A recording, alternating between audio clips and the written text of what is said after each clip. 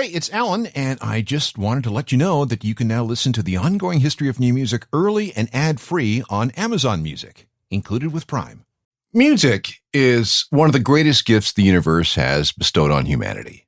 It provides so much joy and comfort and inspiration and enjoyment and motivation.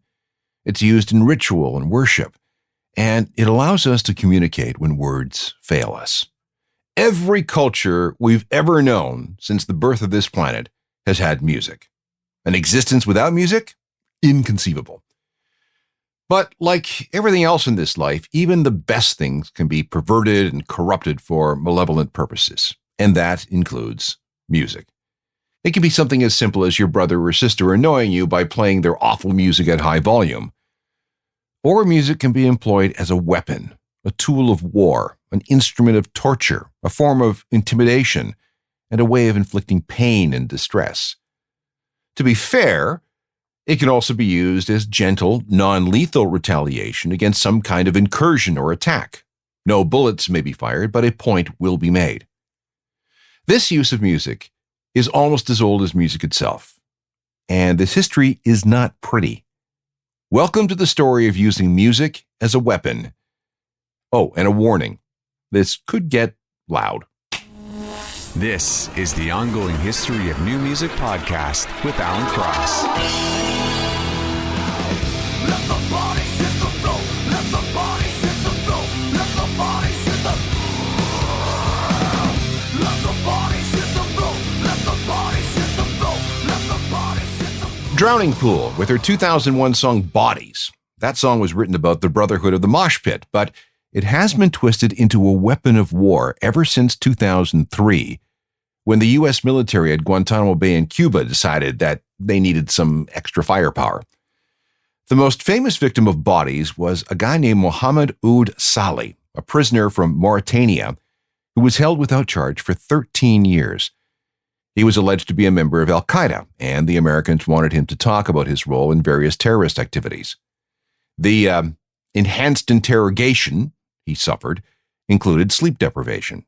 And during one stretch in 2006, he was subjected to that song at high volume for 10 straight days. It was part of the U.S. military's musical tricks. Doing such a thing now is recognized by many international bodies as genuine torture.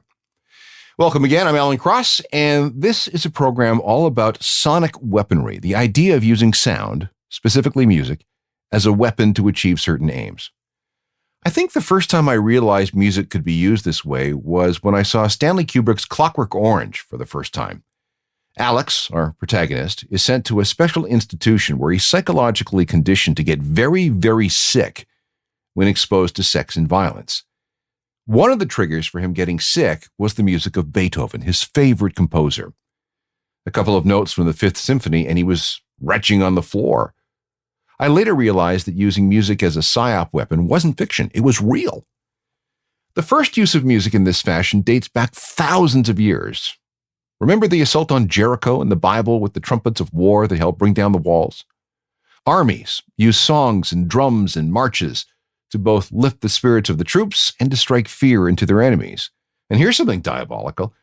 The drummers in these military troops were often young boys, literally little drummer boys, who were used by both American and European armies in the 18th and 19th centuries.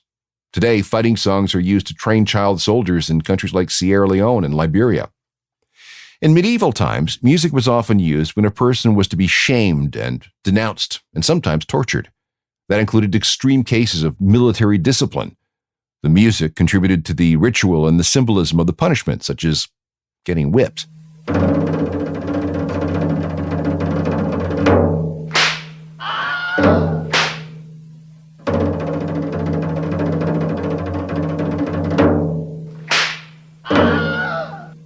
Music was also used as torture in Nazi concentration camps, starting when the first camp opened in Dachau in 1933. At first, patriotic German music was used to re-educate inmates in the Nazi way. But when the war began, things got very sinister very quickly. Survivors testified that small orchestras played throughout the day, including during executions. If there was no orchestra, then the music was played over loudspeakers. Prisoners were forced to walk and work in time to the music, endlessly walking and working with no chance to stop.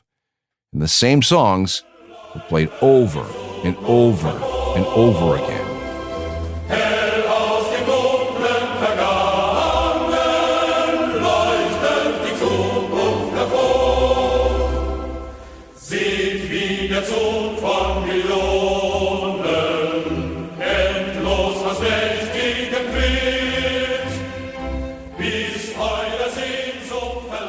Oftentimes, the inmates were forced to sing along loudly, and that way they couldn't talk to each other.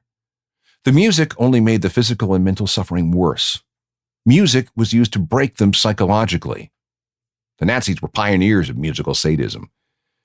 Music was also used to mask the screams and cries of prisoners being tortured. Inmates knew that if the music got turned up, someone somewhere was cruelly being beaten. At the same time, the music was used to encourage the guards to be vicious and cruel. Here's another favorite played in the camps. Playing such a bouncy and happy and celebratory piece of music to the inmates of Jewish concentration camps is beyond perverse. Roll out the barrel, we'll have a barrel of fun. Roll out the barrel. For the rest of the German population, music was used as propaganda. German classical music and operas exemplified good German values. Anything experimental, that is, something outside the traditional structure, was banned. Let me play you something from Canadian violinist Hugh Marsh. In 1987, he released an album entitled Shakin' the Pumpkins. The record featured a song called Rules Are Made to Be Broken. Listen carefully. This is pretty much self-explanatory. There was even a swing band in the notorious Buchenwald, made up for the most part of Czech and French prisoners. And since those were not only cruel but also absurd times, people were put behind barbed wire because of the very music that was played. Canadian violinist Hugh Marsh with Rules Are Made to Be Broken. The first sonic weapon ever developed seems to be something called the Luftkanon, literally an air gun. This was a Nazi device from World War II that used the combustion of methane and oxygen, and these explosions, anywhere from 800 to 1500 per second, created a series of sonic shock waves that were amplified and roughly aimed by a parabolic sound mirror, about 3 meters in diameter. It never entered the battlefield, but experiments suggested that these shock waves were so intense that it could kill a man at a distance of 60 meters in about 30 seconds. And as far as we know, it was never tested on humans. Radio has been used to deploy music as a weapon. And again with the Nazis. In World War II, German radio stations used a then-secret technology called magnetic recording tape. They played recordings of orchestras that went on uninterrupted throughout the entire night, with the musicians never seeming to take a break, even when the city that they were broadcasting from was being bombed. So how could these Nazi musicians continue to perform even as the Allies attacked? It was a powerful disinformation campaign that used music. In the 1950s and 60s, organizations like the CIA started looking at ways of using both music and noise on suspected spies. They thought that this could be an effective way of countering Soviet brainwashing. Some soldiers underwent training designed to help them withstand torture, and part of their training involved being bombarded with music. When the military was in charge in Greece between 1967 and 1974, popular songs of the day were used as methods of torture by the Special Interrogation Unit of the Greek military police. Loud music combined with loud noise, sleep deprivation, no food, no water, bright lights, and being forced to stay in uncomfortable positions, otherwise known as stress positions. Similar tactics were used against detainees and prisoners in the USSR and the Middle East and Turkey. Lots of forced listening and lots of forced singing. This is the first time I remember hearing about music being used in PSYOPs, a psychological operation. It was certainly the first time such tactics made the news on a global scale. On December 20th, 1989, the U.S. invaded Panama, ostensibly to arrest Manuel Noriega, the country's dictator, on charges of running a major drug smuggling operation. This was known as Operation Just Cause. Noriega ended up taking refuge at the Vatican Embassy in Panama City on Christmas Eve. Embassies are no-go zones because they're sovereign territory of other nations. International diplomatic protocol demands that you stay out. So if the U.S. Army couldn't go in, they simply decided to smoke out Noriega by bombarding the embassy with loud music. General Maxwell Mad Max Thurman ordered that speakers be placed around the perimeter of the embassy, and they were turned to full volume, and music was pumped through 24 hours a day. Well, what did they play? Well, Refugee from Tom Petty, Wanted Dead or Alive by Bon Jovi, and many plays of Van Halen's Panama.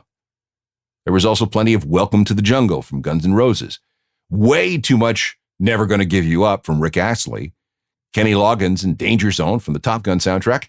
There was Motley Crue, there was Led Zeppelin, there was AC/DC. It was actually quite the playlist.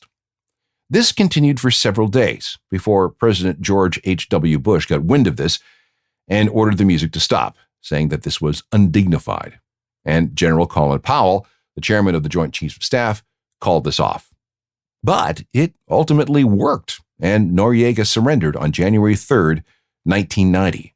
And since then, the use of loudspeakers has been a regular go-to tactic. This was one of the last songs played for Noriega.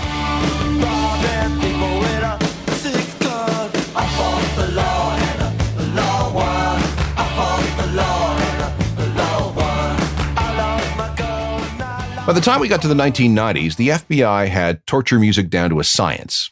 16 hours with lights and loud music followed by 4 hours off. Repeat for 4 days, and the prisoner was sure to break. In Chile, music was used by the brutal Pinochet regime. Prisoners were often assaulted to the theme of A Clockwork Orange. When the first Gulf War began in 1990, Iraqi prisoners of war were often subjected to long stretches of metal music. AC/DC's Shook Me All Night Long, Paranoid from Black Sabbath, and No More Mr. Nice Guy from Alice Cooper were some of the songs on those playlists. But it was when America began the war on terror after 9/11 that music torture really took off. We'll pick things up there in a moment. Not all musical psyops operations are directed towards foreign enemies. In 1993, David Koresh barricaded his followers of the Branch Davidian cult in a compound in Waco, Texas. They were all heavily armed, and there were serious concerns that children were being abused behind those walls. For 51 days, they maintained a standoff with the DEA and the ATF, and one of the ways they tried to break the Davidians' will and get them to give up peacefully was by bombarding the compound with loud music. That playlist included Achy Breaky Heart by Billy Ray Cyrus, Nancy Sinatra and These Boots Are Made for Walkin', some chanting by Tibetan monks, songs by Andy Williams, and some Christmas sing-alongs by Mitch Miller from the 1950s. To fight back, Koresh plugged in his own speakers and fired back his own music. You see, he was a musician himself, so the agents on the outside were dosed with guitar from his band, and Koresh's speakers were actually louder than those being directed at him. In the end, though, the music did not help either side, and when authorities finally tear-gassed the place on April 19, 1993, Koresh and his people apparently set fire to the compound. 76 people, including 25 children, were killed. When the U.S. invaded Iraq following 9/11 in the so-called War on Terror, music was an important part of the arsenal. Speakers were often mounted on the top of Humvees that blared AC/DC and Metallica as a way to intimidate and harass Iraqi insurgents.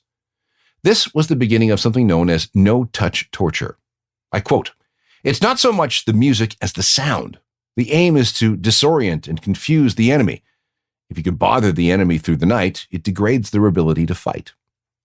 Then there's this from the 361st Psychological Operations Company. This quote is from Sergeant Mark Hadsell. "These people haven't heard heavy metal. They can't take it. If you play it for 24 hours, your brain and your body functions start to slide. Your train of thought slows down and your will is broken. That's when we come in and talk to them." Remember, too, that to some Muslims, popular music is considered sinful. To be subjected to non-religious music in this manner was even more distressing. Songs with female vocals were particularly traumatizing, as were popular songs sung in Arabic. Much of this seems to go back to a September 2003 memo by General Ricardo Sanchez entitled Yelling, Loud Music, and Light Control, authorizing those things to, quote, create fear, disorient the detainee, and prolong capture shock. This tactic was used heavily around the city of Fallujah, so much so that soldiers named the area Lola Fallujah. And this is one of the songs they used. Sleep with one eye open, gripping your pillow tight. Exit light into night. Metallica, weaponized for use by American troops in Iraq. James Hetfield is on record as supporting the troops' use of Metallica's music in war zones. I quote, "People assume we should be offended that someone in the military thinks their song is annoying enough that, played over and over, it can psychologically break someone down.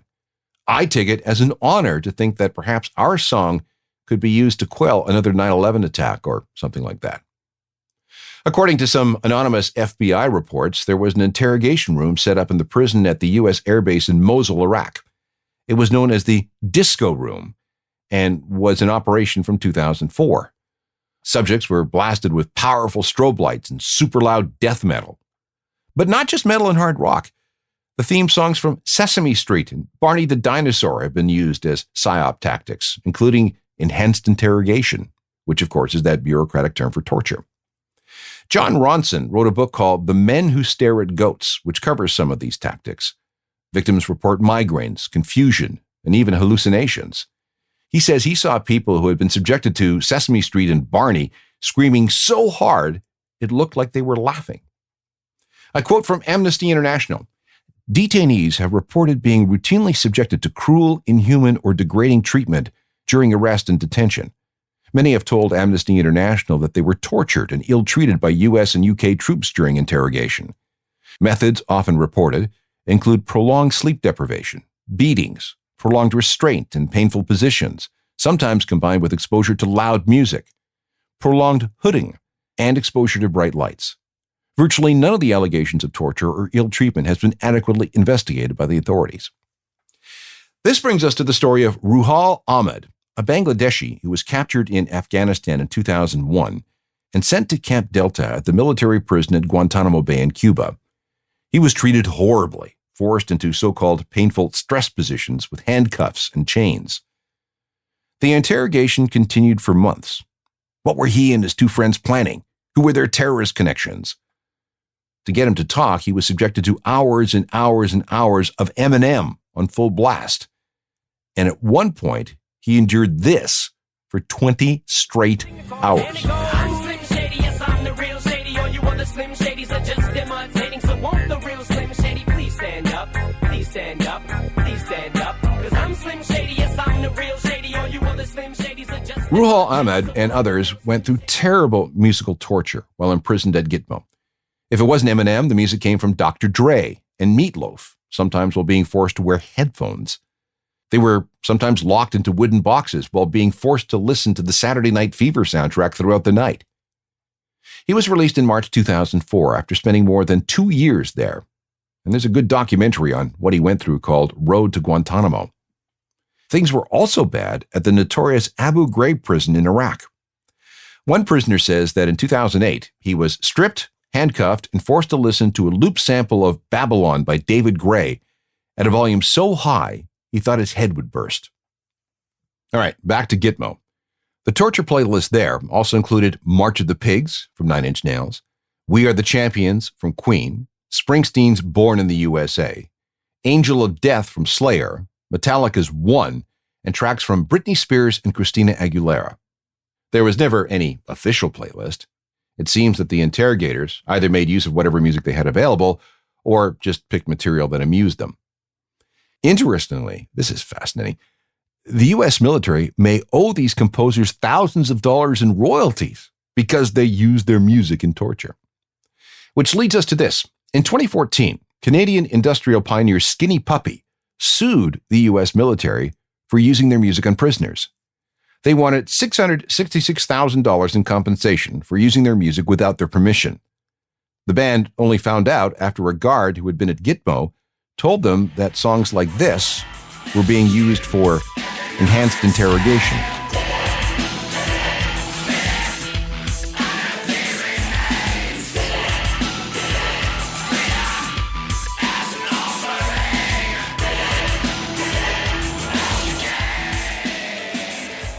Here's another example of music being used as a weapon. In 2002, when Palestinians occupied the Church of the Nativity, attempts were made to drive them out using metal songs. Also from Israel, there were reports of Palestinian detainees being tied to tiny chairs with hoods over their heads and blasted with classical music at high volume. When we come back, a couple of examples of non-military use of music. So far, most of our discussion has involved the use of music as an offensive weapon by the military, various governments, and law enforcement. In some cases, this has been halted. In others, such as in Israel, where the Supreme Court ruled in 1998 that using music as an interrogation technique should be allowed, not so much. Here are a couple of other ways music has been used as a weapon. In 2019, 4 prisoners at a jail in Oklahoma City were subject to an interrogation that involved them standing for hours at a time while being forced to listen to Baby Shark. They later sued the police department. Ships continued to be harassed by pirates off the coast of Somalia.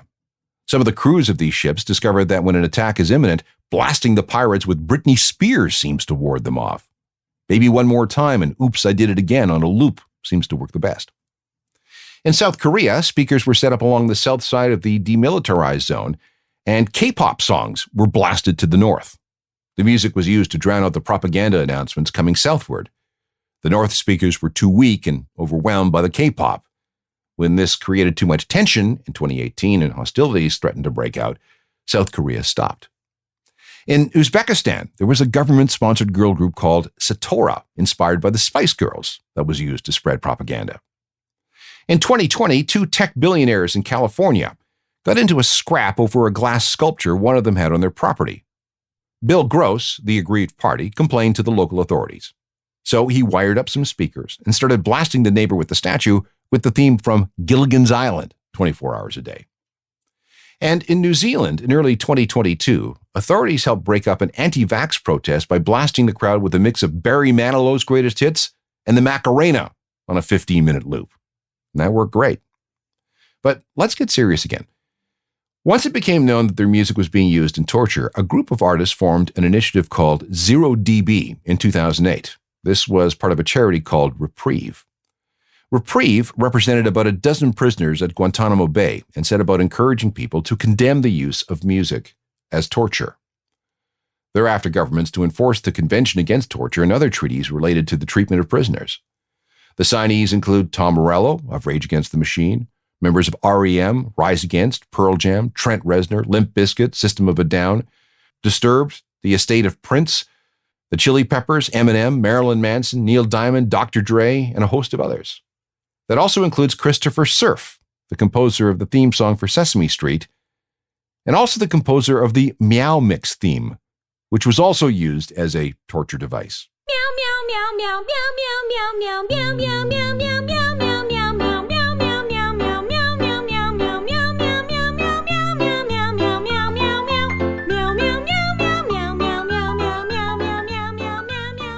Okay, that's enough.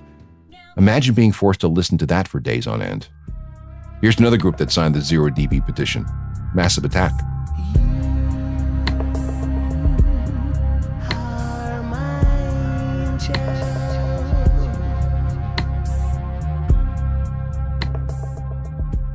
Throughout this program, we've only discussed using music as a weapon, but there are also weapons that use sound.